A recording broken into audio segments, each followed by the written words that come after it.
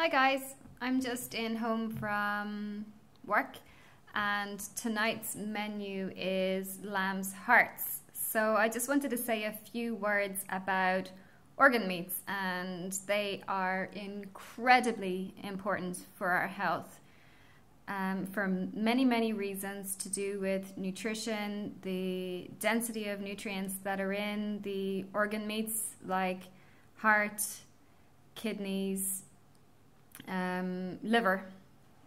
There's nutrients in these cuts of meat that aren't found in the leaner meats that we generally focus on, such as our steak and our pork chops and our pork roasts and our chicken breasts, etc., etc. So they're very important for us to have in our diets.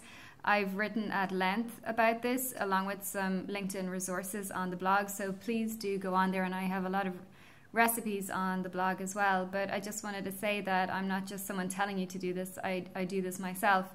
And the first time I did this, it was a bit of a challenge for me also. I used to be vegetarian from about the ages of 14 to 24 for ethical reasons. And then I guess I had a bit of a shift in my thinking, and the more I learned about nutrition, the more I see that it is incredibly important for us to include some meat in our diets. It is part of the reason why we have evolved to the questionably highly functioning peoples that we are. I thought it would challenge me cooking with organ meats, and in fact it's the opposite. You get to connect with what was a very important part of an animal, and I feel a huge sense of gratitude and more of an awareness about eating ethically, not being wasteful. We should be ashamed of the amount of food waste that we create, and I fully believe that the more of the animal that we can eat, the more ethically conscious and aware this is. So if you can get yourself around the fact that it is a slightly different cut of meat than you are accustomed to, then I recommend you add this to your diet. I just came in the door. I am hungry. I don't have a huge amount of time for looking up a recipe, so I took some leftover leeks and asparagus. I chopped them up finely. I added in a lot of herbs and some ground flax to bind this. I grind my own flax from linseeds or flax seeds in the NutriBullet because it's more cost effective.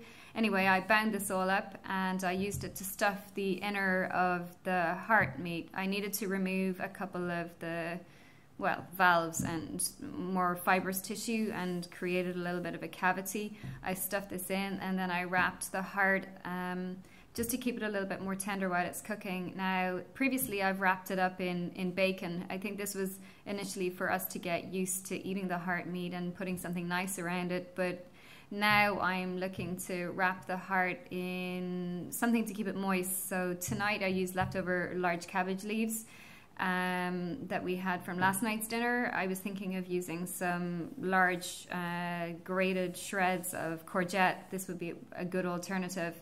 So that's what I've done. It's in the oven. It'll be done in about 40 minutes, and I'll have that with some more vegetables. There's lots of ideas on the internet. Quite a rich, lush one is to stuff the heart with black pudding meat, which is a meat that also is very good for you. So I suggest, get stuck in, ask the butcher for some hearts and give them a go. They are, one of the nutrients that they are most dense in is coenzyme Q10, which is very helpful for our own hearts, and obviously this makes sense. The nutrition that would create a healthy heart in us is in the heart of the animal. So yeah, give it a shot. Let me know how you go, and I will chat to you all soon. Take care.